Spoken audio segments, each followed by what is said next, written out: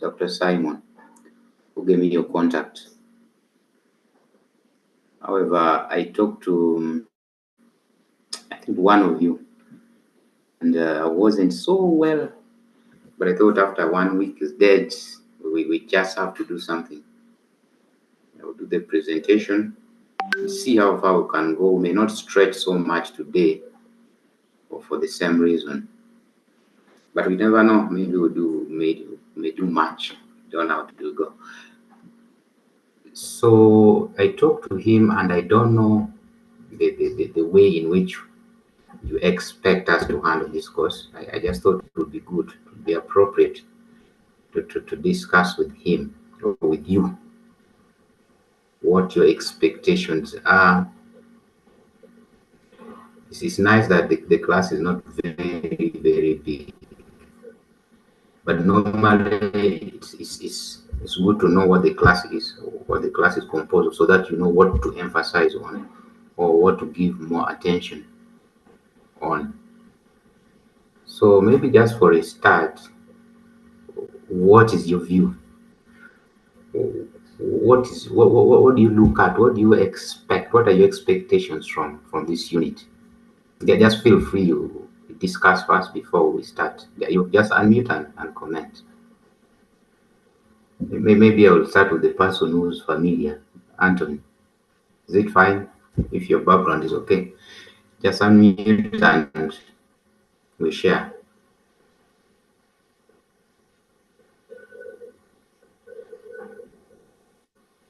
Pardon about that. We are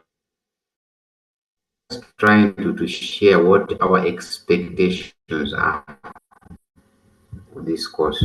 What would we expect? Of course, I know it's not what is going to guide me, but it gives an idea of where emphasis is going to be placed. You know, why I was asking that is the previous classes. They were really very different classes, but one of them, I realized what I was covering. They had different backgrounds, and I took it for granted that we were all comfortable with an aspect of statistics, which I realized a bit late. And yet the course, the time frame is really short. We really have to maximize using the assignments. Of course, I will give the discussion, which I'll give, and the presentations. But if I'd known earlier, I would have spent more time in that descriptive statistics, because the later part is something that we did more recent compared to the descriptive statistics specifically, for example. So, Tony, I was just asking you, what is your view? What is your expectation from the course? Okay, good morning, class. Good morning, doctor.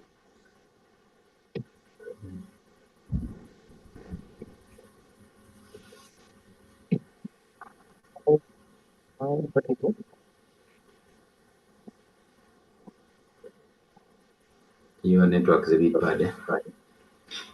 Your network. Okay, fine. Tony, no problem. Maybe you can do it later. Your network is not good. Okay. But is mine clear? Do you get me clearly? Yes, I'm getting you clearly. Fine. Okay, I'm sorry. This is a bit of an ambush. Maybe it needs time. But as we start, please mention okay, it. I can. I know that. Yeah, I can. Okay, fine. Yes. This is a applied biostatistics module, and usually it can be considered as a subfield for scientists and doctors. It can be considered as a subfield of biology. Usually, this focuses on gathering, analyzing, interpreting, and presenting scientific data that is biologically based.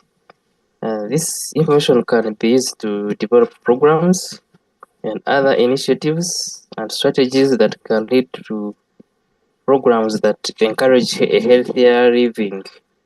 So here we usually we find data analysis and statistical reasoning that is applied practically to medicine and public health. So this can be a very, very fundamental discipline at the core of modern health and data science.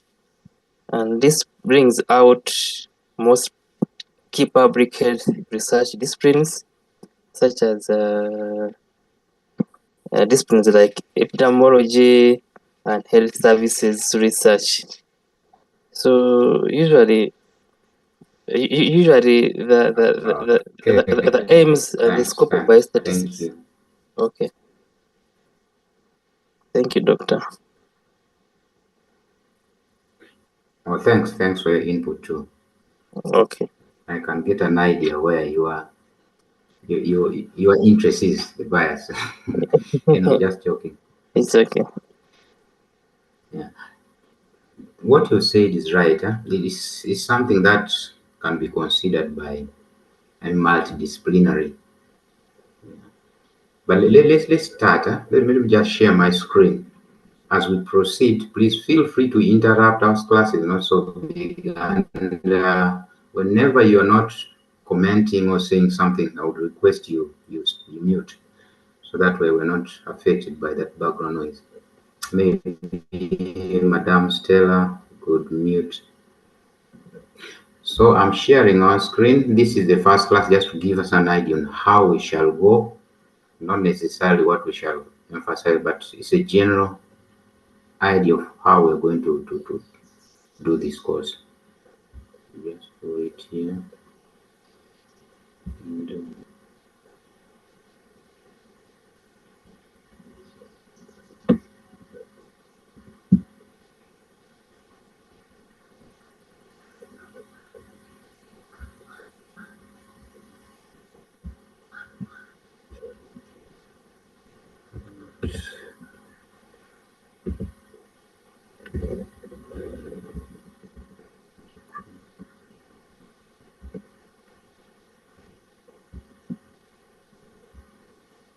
yeah, so that is it. Introduction purposes is applied biostatistics, not statistics. I'm biased on that. Start. And those are it's my name, Aggrey, FCI. Contact information. Sorry, I didn't put the number there, but that's I sit next to Andrew. So I see that is office 4, the farthest corner on your left as you enter. So the course map now to the content. When I was asking you about what you expect, I thought you would mention things like want more emphasis on data analysis, or want more emphasis on how to do research in the area of biostatistics, or application of statistics generally. But of course, we're going to touch each of those. So we know they would have called it statistics, but I think it was intentionally put indicators biostatistics. In your comment, you mentioned an aspect which is what I'm trying to emphasize here. The course is bent towards the use of statistics in the area of health, in the area of medicine. Yeah. Of course, we call it health because of the name of the course. So as a result, our emphasis also points towards that direction. So in this course, in this unit, what I really tried to put emphasis on is I looked at the real branches, see where statistics falls, introduce what statistics is, and then within statistics, we pay the two sections of our unit looks at descriptive statistics, which I was telling you I didn't give enough time for the previous class, and this time I think we shall give more time to that. If possible, it will be possible, of course, we may have some presentations on things that if you're very comfortable with statistics, you may feel is a waste of time, but it provides a very good foundation to what we shall later on consider. things like the mean, things like the median, things like representation of data, histogram, and so on. These are things we know. And when someone asks someone, you exactly say, I know it is statistics, how to represent data. But doing it, maybe we did it some time back. So we have to remind ourselves. And why it is important, descriptive, I'm still there. Why it is important is because the emerging ways research that they are really using it so much, and many people take advantage of us not knowing that foundation to claim someone's coming up with something new. We look at things like AI, for example, look at data science. That mainly narrow down about that. Of course, it's a use of programming and so on, but then the principle a lot is about statistics.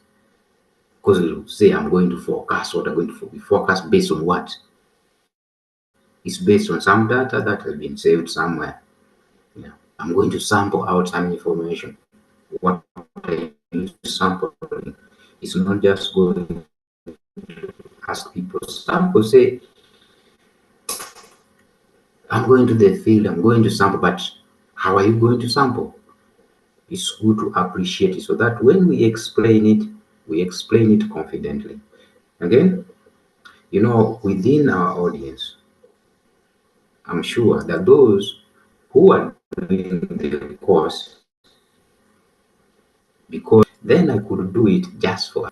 Then there are those that he feels that an aspect of this of biostatistics that he feels he can implement maybe in the industry. So we have to put all that in mind. These tools basically depend on that. So descriptive statistics gives us a foundation, whichever direction we're going to follow. But of course, knowing that it's master's level, then the name says we have to master it. We can't master when we start from somewhere in the middle. So that is descriptive statistics, biostatistics now, which are bent there. Then number two, inference is from the word infer. I infer based on what I've found out, what I've seen, what I've read maybe. Then you make a conclusion about something. So those are the two areas we're going to dwell on. How do I do descriptive statistics? What parameters do I look at in my research, for example? When it comes to inference, you are picking 10 people from a university to represent it, and you're going to base to make a conclusion about that university just because of, from 10 people. So how will you ensure that those 10 people really were representatives of the whole university? They could be very bright students, the others are dull. You are picking dull ones, and then you 10 people say, from the university to represent it, and you're going to base to make a conclusion about that university. So whether we're doing descriptive, which is more sampled data, there are errors. We're going to make inference, it's not perfect. How do we ensure that perfection? How do we try to reduce on those errors? Of course, we shall try to cover that. Things like analysis of variance, confidence limits, and so on. And then we are going to look at also terminologies, basic terminologies in biostatistics, in statistics. And that's what I thought we would start with today.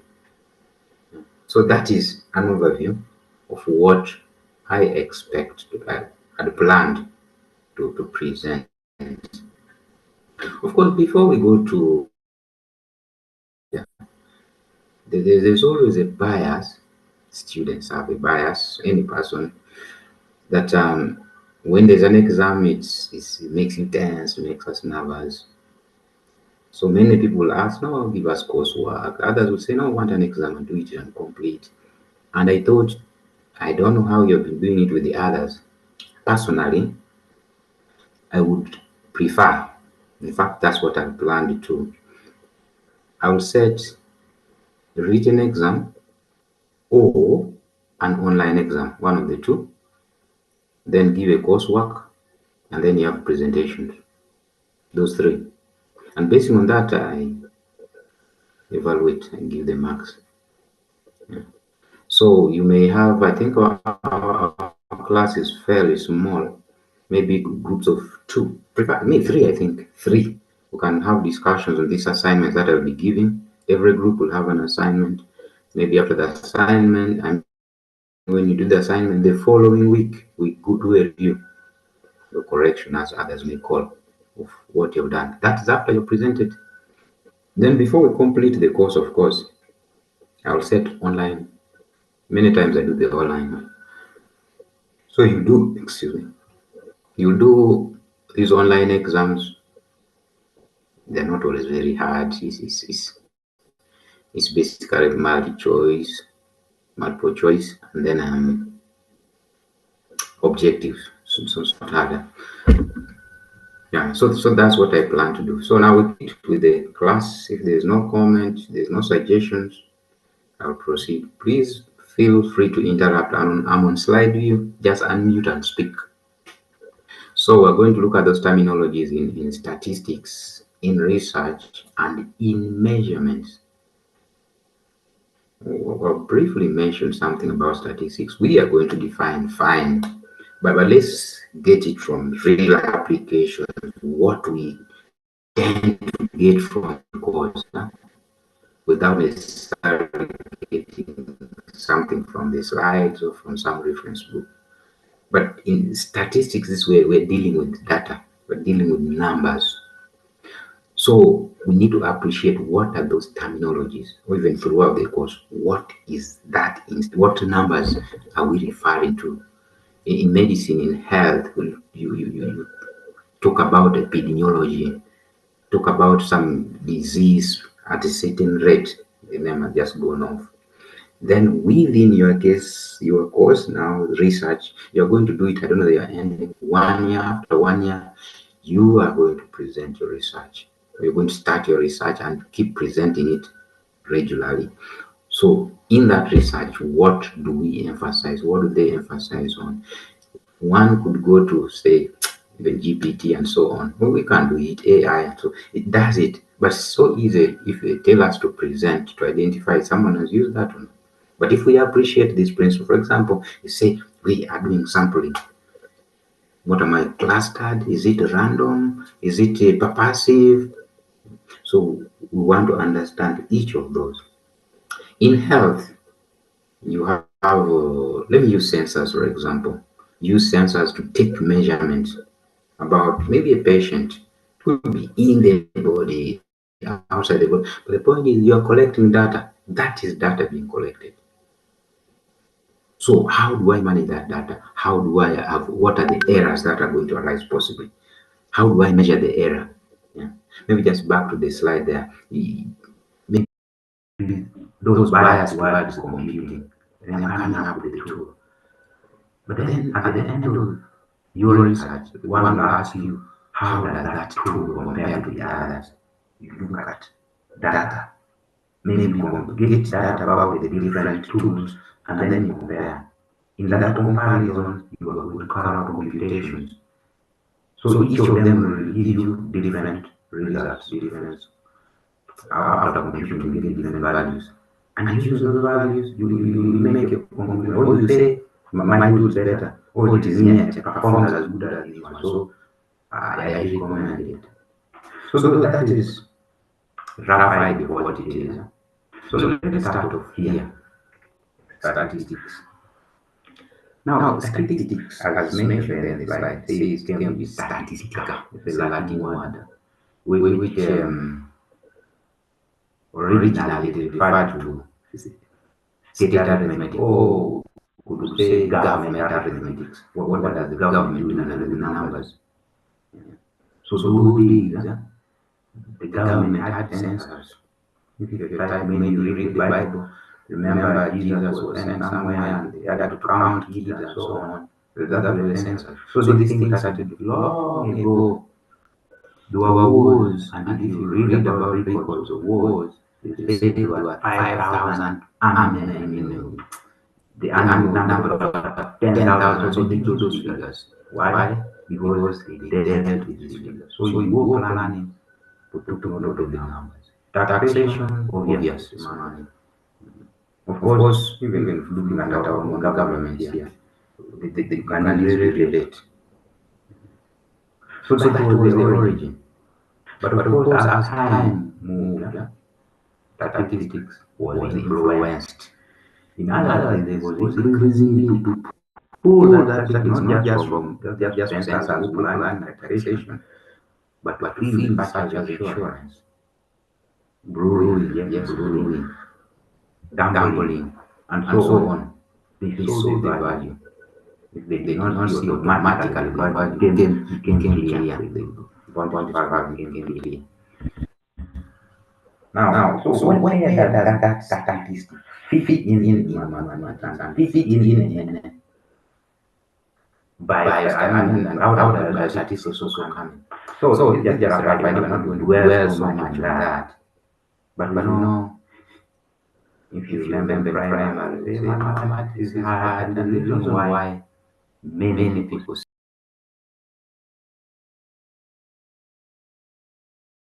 was when we were starting, you come in the first year computer science class and they say programming things are hard, you don't understand. Why? Because you can't see the relationship between what you are doing to its real application. So we couldn't see the relationship between mathematics and how it will help me in the future, apart from saying it will teach me how to count money. Well, why am I using this illustration? For us to appreciate biostatistics, we need to know where it came from and where it is going to be applied. That's the point. So what mathematics is statistics under mathematics. Yeah. So under mathematics, sorry, statistics. Of course, we're not using Aggrey session. We first will direct our attention to statistics. We have theoretical statistics, obviously understood. We have applied statistics, where we have econometrics and biostatistics. So we want to emphasize for us, we have an applied statistics and a biostatistics. We agree that biostatistics is applied statistics. So what do we do under biostatistics? Examples, we're looking at survival analysis in health, yes. Genomics in health, possibly yes. So that's where we fit in. So one just to generally take it statistics is, as your colleague said, a subfield of statistics. Though you are referring to disciplines of statistics, which is mathematics. Because these days we break things into many parts, but this is basically the principle. This is where things start from. Now, we start biostatistics. Biostatistics. What is it? It's application of those statistical principles.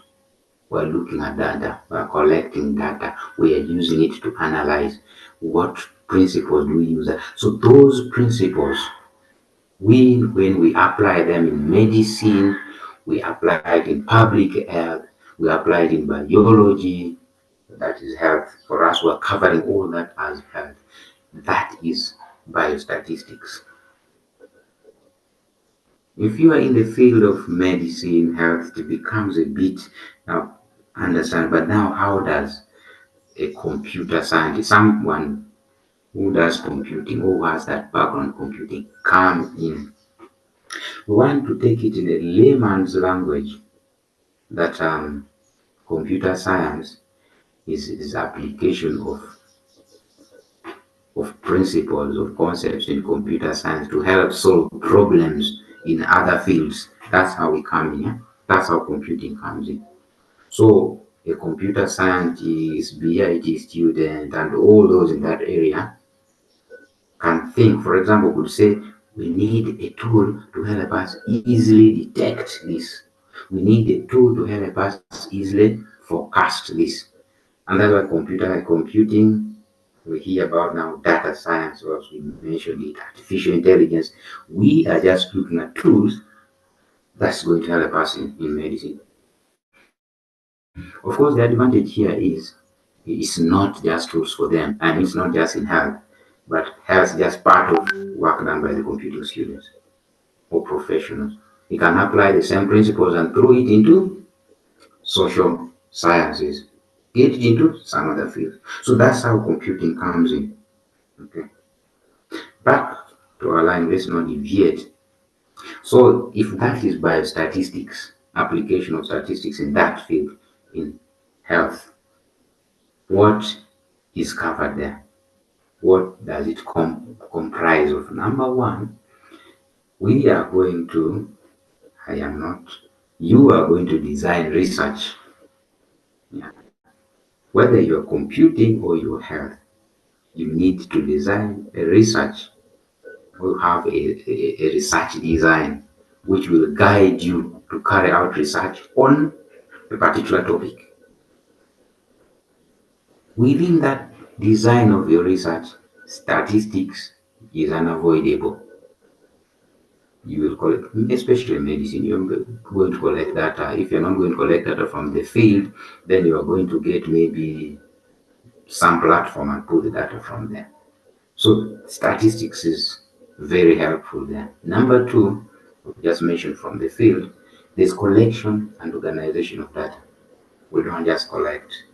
Someone says, yes, I'm going to collect data. After collecting that data, I'll use it for my research. So which data? How long are you going to collect?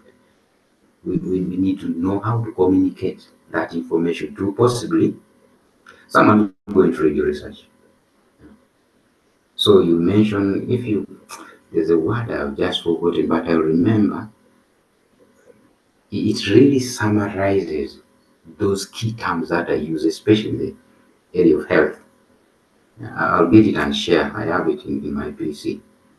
But there you heard of people confusing research design, case study, longitudinal, data analysis. I'm a data analyst, but I only analyze qualitative data. I'm a data analyst, but I specialize. Surely, maybe not. So if we do data analysis, if we're going to do data analysis, we need to have comprehension, understanding of both qualitative and quantitative data. So how shall we understand? How shall we do that if we don't understand them? So we need to understand what they are. Qualitative, what's qualitative, what's quantitative data, what's ordinal data, what's nominal data, to mention but a few. We shall, by statistics also involves summation, summation of results. What are you going to sum? Which results are we summing? What type of results have I picked at A, at B, at C? How do I sum them? Possibly collected by different people, looked at different variables, lumped them differently. Let's just give a thought there again. We are using different, not different interviewers to go, but you're collecting data from Marara, you're collecting it from Guru. These are different teams that have their different formats. Now that data has to be brought, and you're going to make to infer.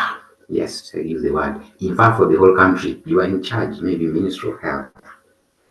So what are we going to do? Maybe possibly it could work if you go back to them and say, no, you convert your data into this to this. But under some situations, the people carried out that are no longer there. So you have to look for a way to sum that data, make a proper inference based on them. Biostatistics or statistics, call it, and then interpret that data. So that is what it covers. It's not just statistics that you collect basic information in the hospital and that. No, you go beyond that. And it is good to have a mindset that we're not just looking at our research at the end of the course of the master's course, but look at the application of what possibly what you're doing. And that's why many times it's good, it's just a suggestion. If your choice of topic, research topic for your course, sometimes, not sometimes, it's always good to get an area of interest, an area you like, not because you just want to do things and finish, but look at an area you like, see what is in the field, see the trend of things, identify that area, and many people who do that, if you are an academic, maybe you want to proceed. Normally, those who will do the master's complete and proceed with that same line of research, they take a shorter time to complete because he has the interest, he likes what he's doing, he's not just being pushed. But if you get an area because a colleague is doing something similar, whenever they tell you, please work on this, you feel this stress. Yeah? This is a burden, you have other works to do and so on. But if you get an area of interest which you love, then it's to your advantage. Many times could even be your area of employment and so on. This just practical suggestions I'm giving. However, that's what biostatistics involves, that's what it is. So we say biostatistics fall under statistics. Yeah, we agree. But then what is that statistics? Now, as we define this area, by the way, I would like to pause at this point here and take some comments from you. Either questions or something, whether we are on track, I may be speaking to myself. So let me take your comments if you have any.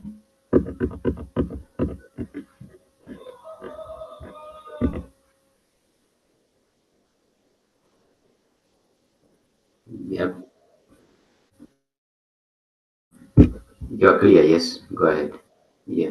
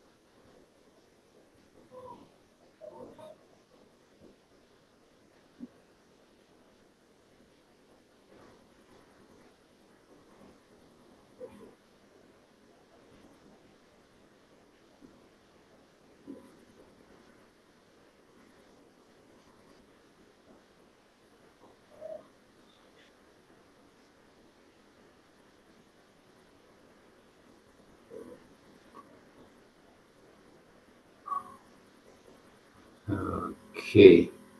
Is that it? You're done?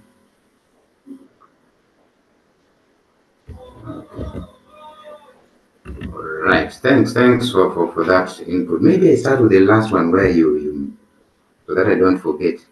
Can I choose an area that I'm not covering?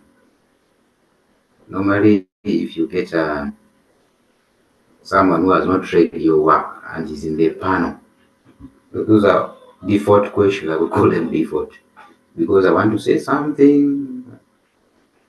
I want to help a student. The first thing is they will ask you, how does that relate to your course? Normally. So to avoid that, I would recommend, not really recommend, but the point is you try to get one or two strong links between that area you're talking about and the course you're doing. It may not be very big, some big thing, but just get an application, an aspect of what you are doing in the course with that, for example, area of research you're choosing. Normally it is there. It's there always, except that maybe it becomes hard for us to identify. And that is the reason why I was saying here, let's understand the foundation principles of statistics or biostatistics. By doing that, you'll clearly see the link between whichever area you have of interest and the course. Many times it is there, but we don't. And when you write your research, you fail to emphasize that area. When you present, you don't emphasize. Instead of emphasizing that link, what others do, it goes to the background, this, introduction, problem statement. But spend time in the back and isolate that particular link. It's always there. People will understand. So about maybe additional information as to why it is important to get this foundation is Even if you go to those tools, the GPT or AI, normally someone who knows an area of his research of it be very specific and filter out what he wants. But someone who's not comfortable just doing things on the internet, you just go and search. I want to research topic on this. And of course, they will give you. And you spend hours and months reading what you don't. It's like getting lost in a forest. But if you know what you want, you know what your course is all about, you will go and say, I'm doing a research, biostatistics in what? Epidemiology. Which epidemiology? What are you, what do you want to evaluate? You specify the things you're going to evaluate. Proper that relates to your work. Now, when he has given you that, use now your head. Go and write. It will have given you a scale to what you're supposed to do. Then you keep patching in, adding a few things and so on. And that's it. I hope that gives a hint a bit. Yep. So we are on statistics now. One would want us to put there by statistics. No problems, the same thing now. Because we may use them interchangeably because we have seen the background, seen what statistics is, seen biostatistics. It's just area of application. So in statistics, it is, if one wants to call it a science, but what is involved is collecting. You collect data, you analyze that data. After analyzing, you want to present. You get a result and show people this is what it is, and then interpret based on what you have collected, computed, and so on. What do you conclude? What are you interpreting? Again, all aspects of our research is expected that you're going to do any research you're going to do, and it involves collection of data. Anybody will ask you, everybody, if I have no question, I even don't understand your research, I will ask you, where did you collect? What method did you use for collecting? What did you analyze? How did you analyze? Where are the charts, maybe? Where are the figures? And what's your conclusion? Of course, I will ask these questions and I want you to go and show me how data is interpreted in statistics. You go there, get maybe one or two methods, you use it. Presenting, yes, I have this chart. Which type of chart? Why did you choose that particular chart? It's not just about saying pie chart, I put it there. And what do they mean? Is there standard deviation? What do they represent? If I understand what the standard deviation is, as I present that work, say standard, you may not even mention the word standard, but you area and how you computed it. That's it. So if you have different passes, I mean, you're showing results of your research that involves statistics, then that is expected.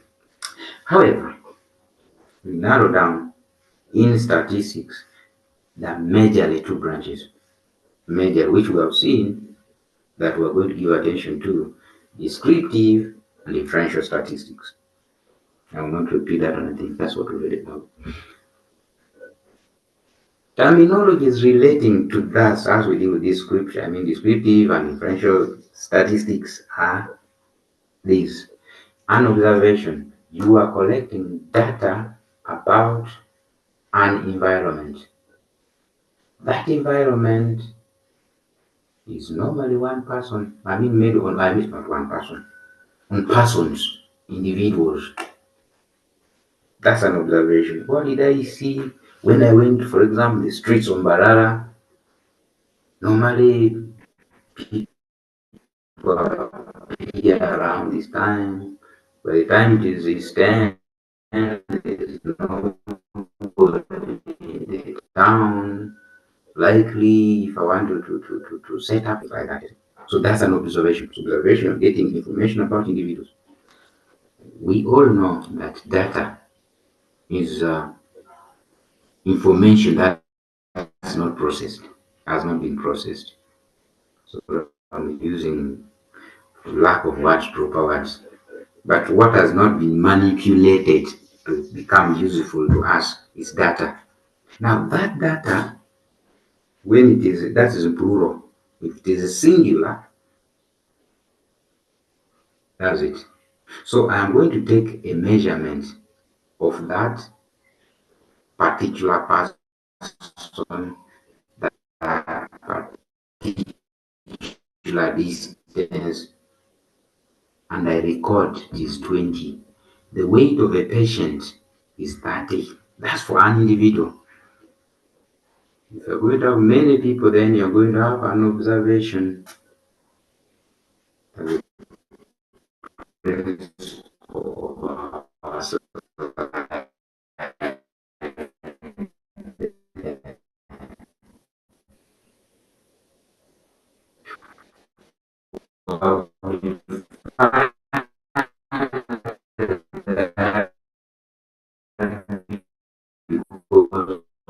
going to look at some examples. Areas where statistics use. Doctor, you are breaking. We're going to look at, we'll take measurements.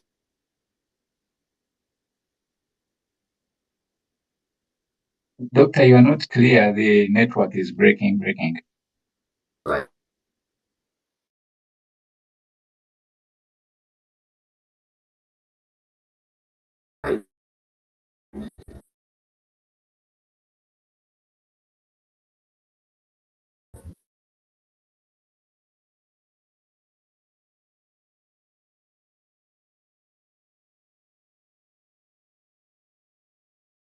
so our statistics can be used to basically just summarize data, because you are maybe you are given a responsibility. Go to the Western region. In that region, I want you to help me and see people's attitudes toward A, B, and C. So you, as a statistician, oh, I hope our network is 2 seconds. Change the location. It can improve.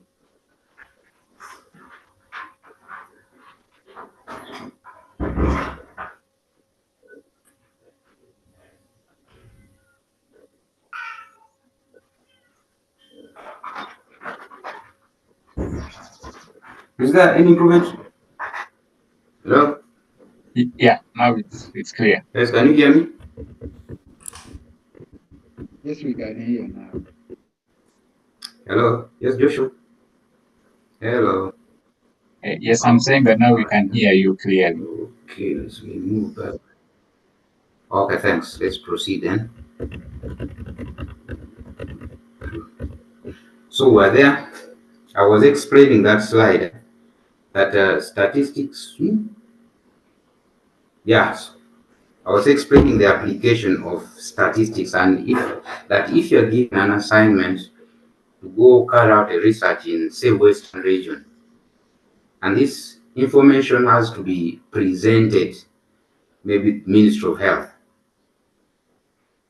There are things that, as an academic, you may think is what is supposed to be included there. I will just relate to you a personal experience.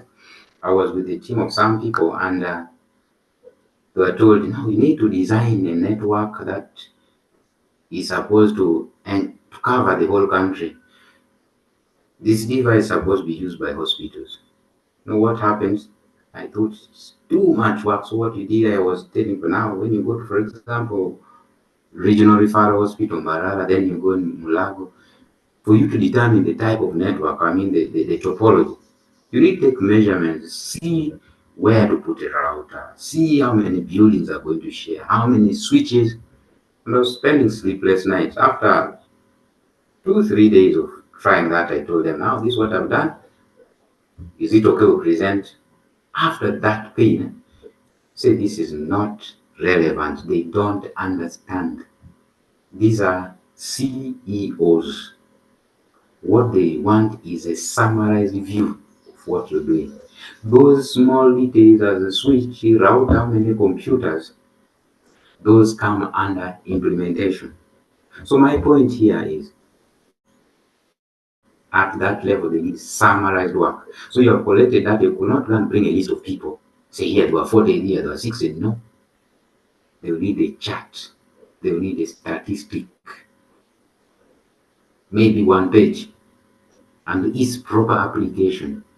My point here, there is a need to learn how to summarize that information. Of course, we can summarize them in different ways and present them in different ways. Organize and simplify it for the end user, for the big boss. For us, maybe say master's level, you're employing people to collect the data, it's your responsibility to coordinate them, and if possible, you do it yourself, you analyze the data, summarize it, and present it in a more summarized format to your boss, say Minister of Health. Yeah, that's just an application I was looking at. I was mentioned to illustrate. Now, in descriptive data, this is just a picture to highlight a few things. You are going to make to sample character survey, and you're going to Western Uganda, and you're going to Northern Uganda, going to the East. Then you have to summarize that information. If you look at maybe the West here, that's just a picture to help us think. But let's pick another example. I'll say individuals, you're going to study people and their behaviors. I go to Bundibujo to represent the West. Then you look at characteristics, look at behavior, look at the farmers, look at the terrain. Terrain influences the people's commercial activities and their lifestyle. Then you go to Far East, maybe Kapchorwa, Buko, number 2 there. Terrain is also bad, not bad, but I mean it's steep. People's lifestyle is different. Then so basing on that, we are sampling. We are sampling out. So do you see any limitation in sampling out? We are going to see limitations, but this just to give you an example. You are not going to get someone from Bunegujo or Kasese and say it's a representation of someone in Barara. They're completely different. So that calls for proper sampling on your part. So if it is Western Uganda, people ask you, but you're carrying out this research, how many people did you interview? They interviewed 10. Are you sure those 10 people are representation of Western Uganda? Such questions. I'm going to interview maybe IT personnel. So if you want perfect, proper information from the IT personnel in the West, what are you going to look at? We are going to go to an area where IT is deployed, IoT is deployed. Not just the area, even the type of people we're going to interview should vary. So I'm going to interview the managers, intermediate, and the local workers. So that by you doing that, you're trying to spread and you have a proper representation. But just now in that Bundibujo, IT staff, you go to mass and interview one person. You not pick what you want. So sampling goes with my words that disappeared. There are procedures for you to achieve more from sampling. That's descriptive. When we do that, we're getting descriptive data. So we're saying when you in managing work with descriptive data, the procedures we follow, the techniques that we follow to summarize, to organize, to manipulate our data, even to sample them. That's what I wanted to highlight there. Of course, we're going to in detail and we shall analyze more each of these. For now, we're just having an overview. Later on, possibly in the next lecture, we shall have this something on descriptive statistics, but then we shall quickly move to why biostatistics. Then after that, then statistics again analysis to the end. So this is another example. I'm saying we are going to present summarized information about transmission of an epidemic. Week 1 was that, week 2, week 3, maybe corona. So based on that, can you analyze? You can clearly see without going deep and explaining anything. But from what you quickly see that week 4, but maybe few people who are affected by the epidemic. Week 5 started increasing. Week 6, then if we're not careful, it is going to, the numbers are going very much, going to explode. What does Ministry of Health do? So immediate action. Let's close out cities and so on. Let's stop people from moving. Let's take buses. Why?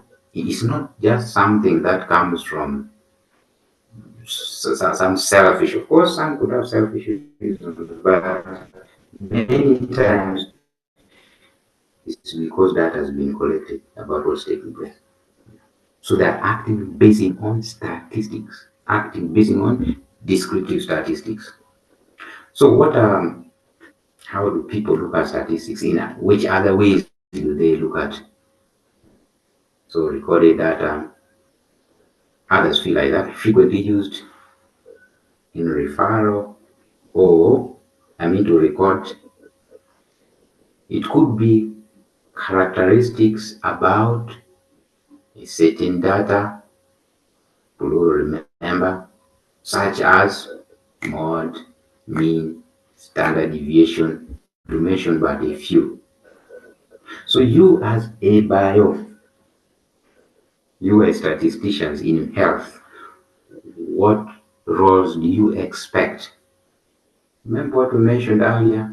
Me as a biostatistician, I need biostatistics when I'm guiding and designing an experiment or a survey. Before we do the collection, statistician does that. After doing that, we analyze data using the right statistical methods. The time when you're dealing with the population, when you're computing population, standard deviation of the population is different from computing standard deviation of a sample. By the way, when I say sample, I mean in a sample, look at statistics, look at the population parameter. So methods for analyzing those data is different. So we choose the right one. Your role also to present and interpret. If you take note of those three states, what three points were mentioned, it's just about go collect data, analyze it, and present it to people to use. That's it. So in each of them, how do we do them? We shall see, summarize some of them. Now, our data, the data you collect, can be from various sources. The sources can vary. You could just sit down and read, get data from there, analyze it. It's just a bias. I don't know, maybe I'm wrong to call it a bias. But many people do research. They have the feeling that I have to go to the field and ask people. Why I mention this is maybe for you as students, maybe at the university. Not the process of going, especially in health, you are going to interview people and research about them.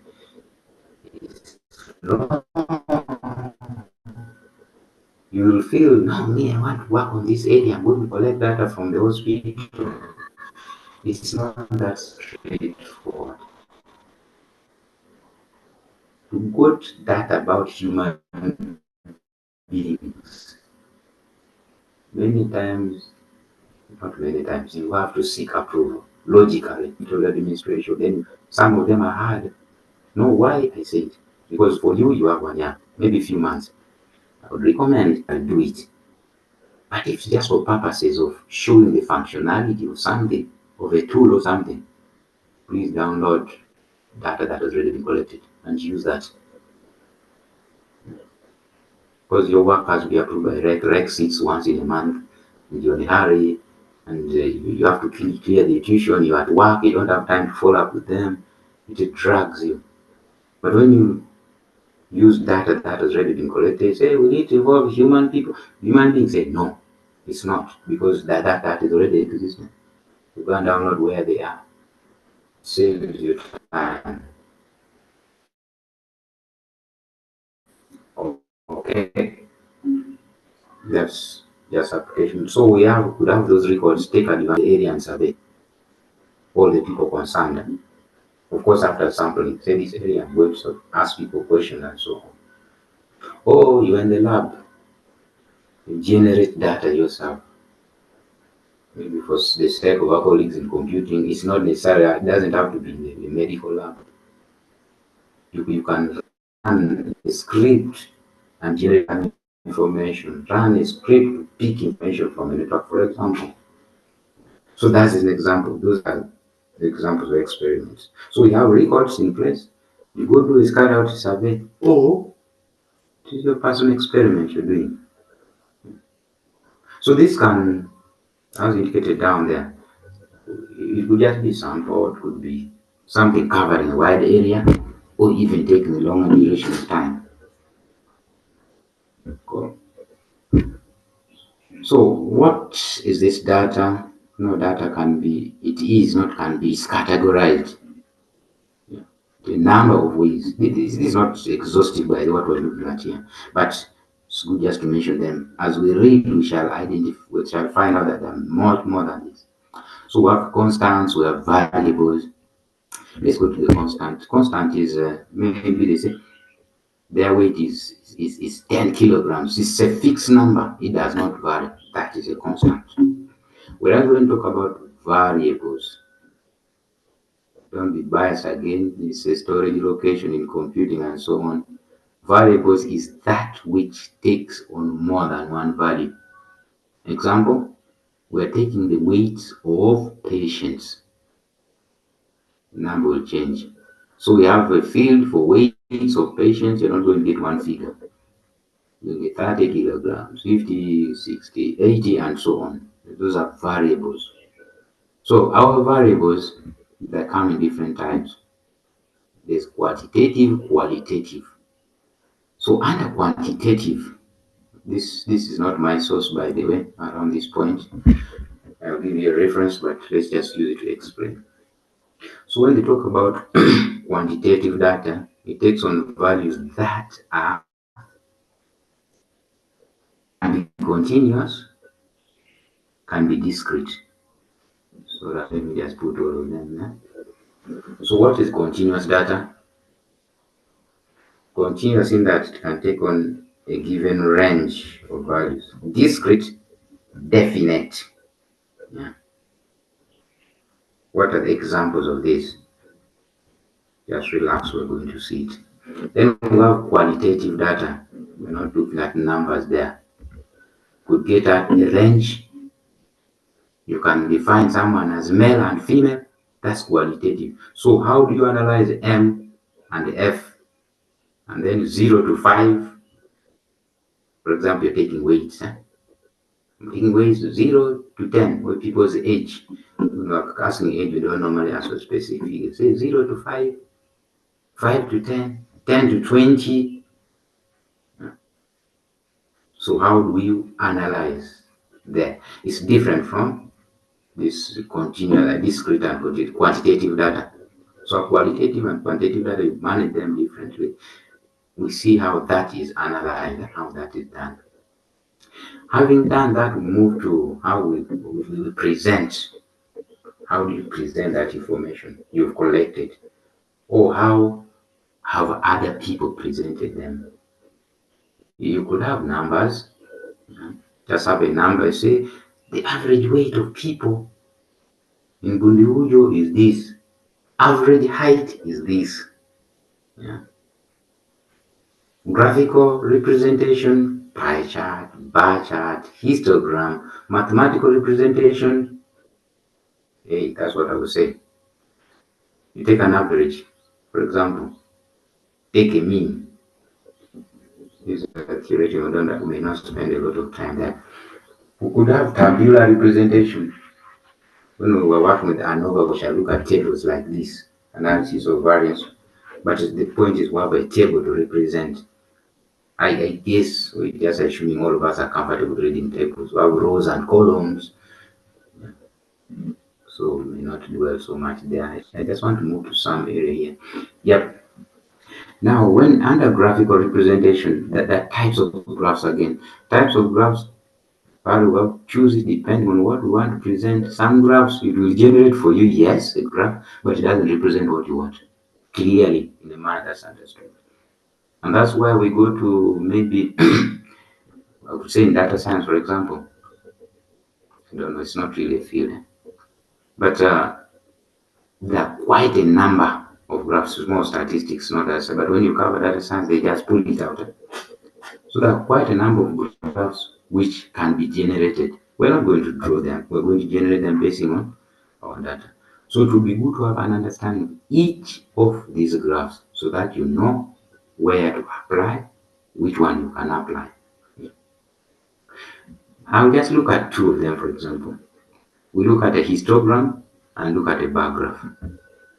Let me sketch. I'm going to try to sketch it for you. Just a second.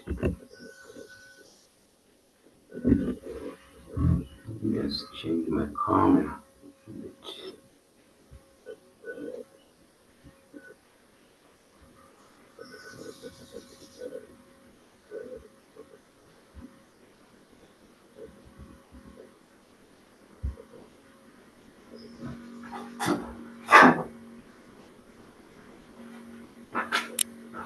So I was saying we have just to illustrate about that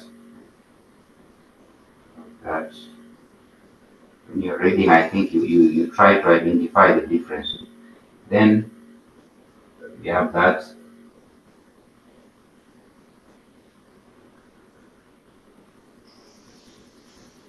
Okay, these are the bars. Then these are the bars.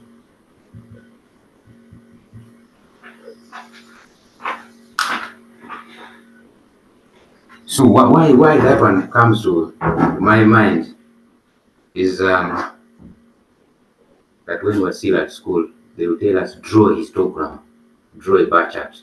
How do I come up with it? So as you're reading, try to check the difference. One of them is representing this, may represent the same thing. But then the first one on our left there, this one here may represent, may have the same axis, same information there. These are not connected. If they are not joined, these are joined.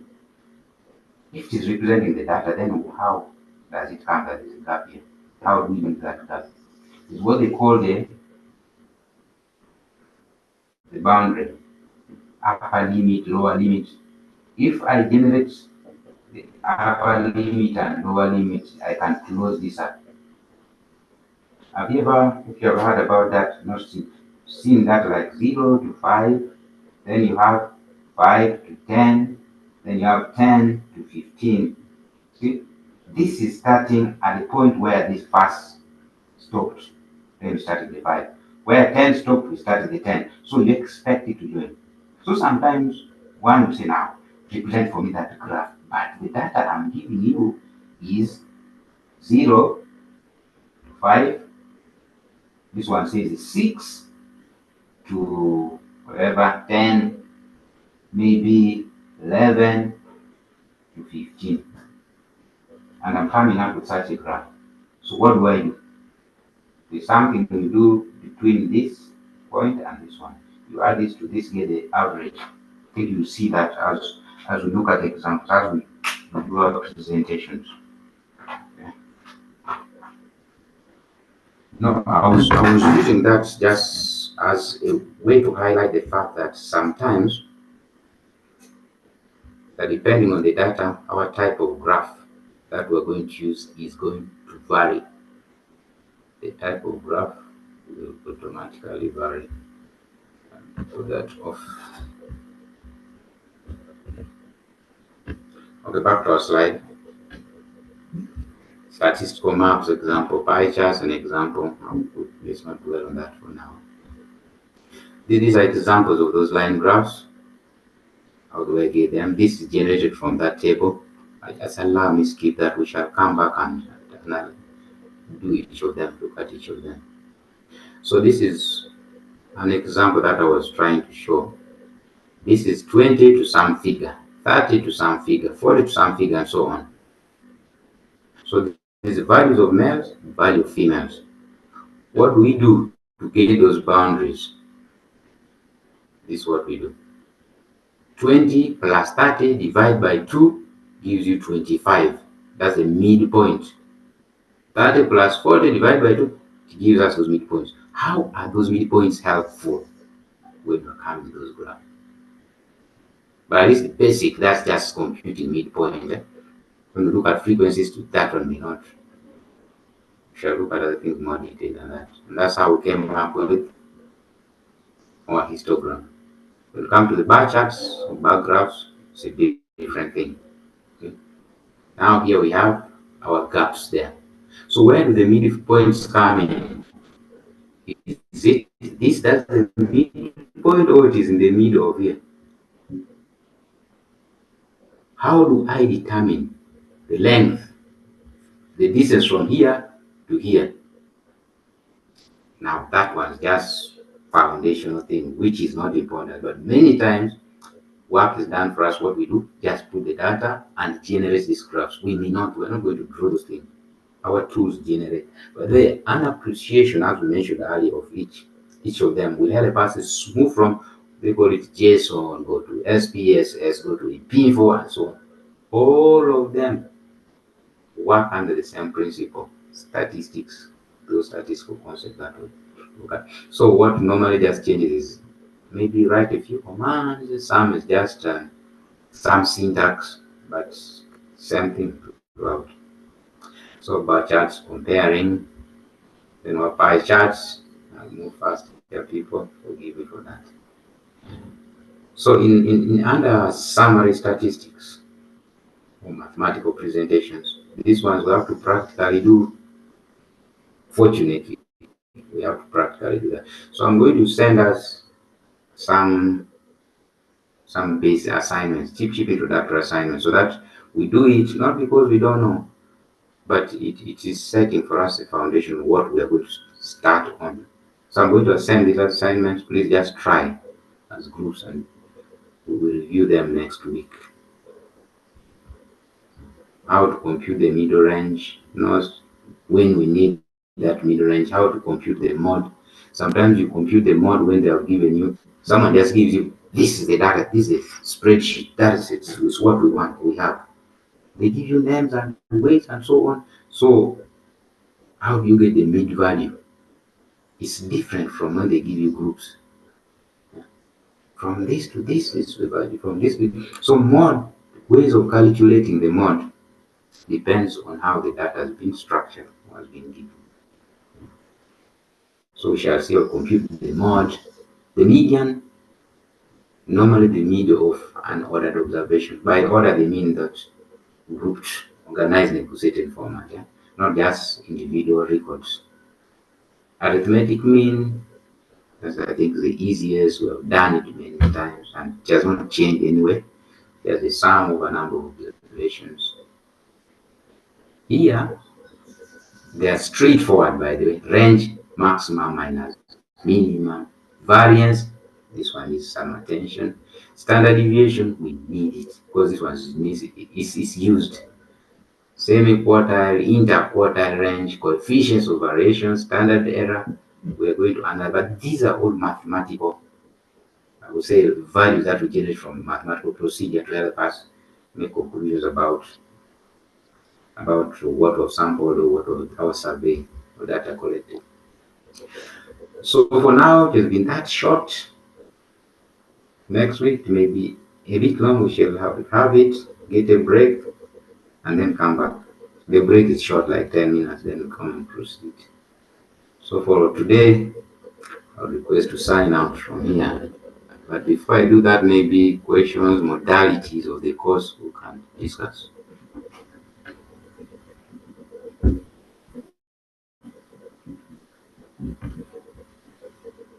Please feel free to unmute and ask or comment or suggest.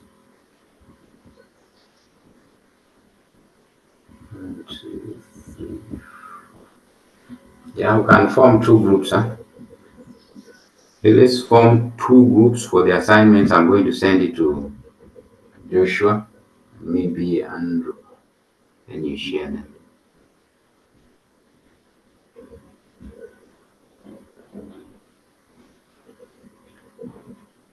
Right.